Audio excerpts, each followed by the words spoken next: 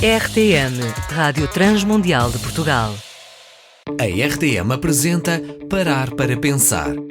Temas atuais com uma perspectiva bíblica. Todas as semanas com Francisco Saccoenda Doido. Em grandes ou em pequenas cidades, onde o capitalismo vem se tornando como que uma religião, que obriga a todos os seus adoradores a trabalharem de segunda a segunda-feira, já se começa a sentir o cheiro do podre de um discurso agressivo, barulhento e às vezes silencioso, a respeito do desejo de muitos que anelam pela morte da Igreja. O movimento dos supostos desigrejados começa a crescer em número.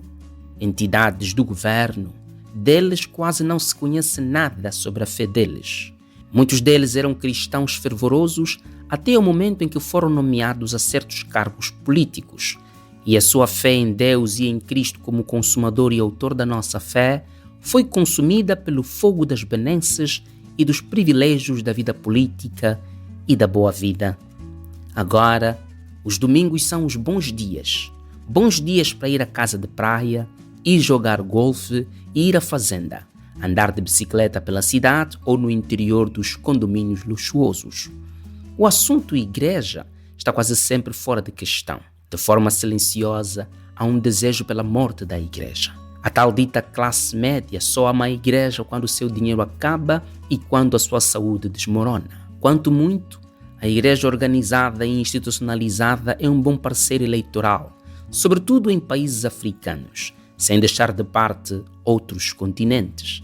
Eu sou daqueles que acredita que é chegado o tempo para que possamos fortalecer as portas da igreja com os ferrolhos da nossa fé. Está mais do que na hora de aceitarmos que o sangue de Cristo e o sangue dos mártires da fé continuam sendo a semente da igreja. O advento das redes sociais trouxe agora uma outra igreja, uma igreja digital. Uma igreja que às vezes odeia e detesta a igreja visível. Jovens estão destilando ódio por seus pastores e por seus padres. O sistema de oferta da igreja, tais como dízimos e outras formas de manutenção da ação missionária da igreja, está sendo acusada como sendo o caminho para o enriquecimento pastoral generalizado. Mas a verdade nunca morre porque nela ninguém acredita. A verdade é o modo de vida da fé cristã. Meu prezado irmão, olha para o que a Bíblia diz a respeito da igreja na carta de Paulo a Timóteo, na primeira carta, portanto, capítulo 3, versículos 14 a 15. Escrevo-te estas coisas, esperando ir ver-te em breve, para que, se eu tardar, fiques consciente de como se deve proceder na casa de Deus, que é a igreja do Deus vivo, coluna e baluarte da verdade. Não nos surpreende se, em algum contexto, a igreja como a conhecemos hoje seja motivo de insultos, chacota e injúrias. Noutros casos, membros de dentro da igreja estão também insatisfeitos com muita coisa de suas igrejas locais. Eles acusam suas igrejas de tantos crimes que parece que já não existem pessoas inocentes na igreja. Para muitos, a igreja e sua liderança não passam de um bando de hipócritas, fingidos e mentirosos. Outros ainda acusam também a igreja de ser tradicional, ultraconservadora e monótona. Perante um cenário deste, em que se observa, em determinadas classes de pessoas das nossas cidades, um total afastamento da igreja local, muitos deles defendem a ideia de que podem ser crentes e continuar a crer em Deus sem pertencer à igreja. Eles dizem amar o Cristo da igreja, mas detestam a igreja de Cristo. Eles se dizem amigos do esposo, mas detestam a esposa. Eles dizem obedecer à cabeça, mas fragmentam o corpo. Por isso, o meu texto de hoje é uma âncora perfeita, para que nela possamos atracar nosso navio enquanto suportamos as ondas deste século de trevas e de incertezas sociais. O autor sagrado diz que a igreja é a casa de Deus, a igreja do Deus vivo, a coluna e o baluarte da verdade. Estão em foco aqui algumas características da igreja. Primeiro, se afirma que a igreja é a própria habitação de Deus. Sim, como podemos imaginar um Cristo que morre pela igreja mas que não habita no meio da igreja. Ele mesmo disse: eis que estou convosco todos os dias até a consumação dos séculos.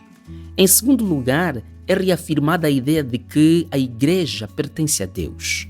A igreja é do Deus vivo. Deus cuida da igreja na dimensão da sua própria natureza.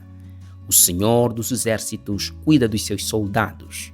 Não importa o quão ferido esteja um soldado, o Deus vivo, o dono e o Senhor da igreja, ligará suas feridas e alimentará a sua alma. Quando meu texto diz que a igreja é a coluna e o baluarte da verdade, isso aponta também para a ideia de estabilidade e permanência. Meu irmão, nem tudo que é estável é permanente. Olhe para a janela da sua casa e você poderá ver aquele prédio antigo que está ali há muitos anos, há mais de 50 anos, na esquina da sua cidade, mas que agora está sendo demolido. O prédio era estável, mas não era permanente. A igreja é a coluna e o baluarte da verdade. Entenda o que está sendo dito. A igreja permanece viva e estável devido à verdade que implica a sua missão. Jesus é a verdade da qual a igreja é coluna e baluarte. Por isso, a igreja é estável e permanente. O verdadeiro homem que edificou sua casa sobre a rocha é o próprio Cristo. Ele edificou a igreja sobre sua obra redentora, pelo que nada poderá fazê-la sucumbir. Por isso, aqui talvez deva ser um pouco mais pessoal nessa conversa sobre a igreja. Deixa-me te dizer que suas convicções pessoais não são suficientes para rotular a igreja. Segundo, saiba que a sua alma clama pela glória de Deus que se manifesta por meio da palavra pregada na casa de Deus. Aqui quero me valer das palavras de Kevin DeYoung em seu livro Por que Amamos a Igreja, quando ele diz: estou preocupado com os que saem da igreja. Fico pensando se daqui a 5 anos eles estarão felizes com a nova forma de igreja. Acima de tudo, fico pensando se eles escaparão do seu próprio cinismo e da sua própria ira. O que Kevin DeYoung está tentando dizer é que você pode ser individualista nas suas decisões sobre a igreja, mas os efeitos cósmicos do poder de Deus serão abrangentes e irreversíveis.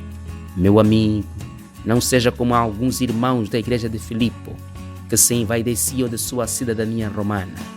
Não cometa o erro de ser como os de Corinto, que achavam que a ciência era tudo.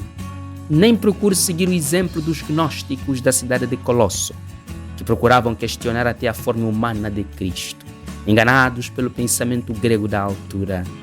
Alexandre o Grande morreu pequeno, Nero morreu com vergonha, Calígula não ressuscitou, Pilatos lavou as mãos mesmo já sendo culpado antes da fundação do mundo.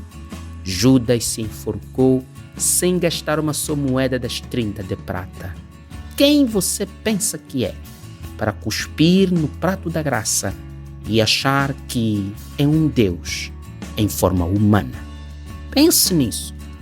Viva feliz com Jesus, fique com a bênção de Deus. Um abraço.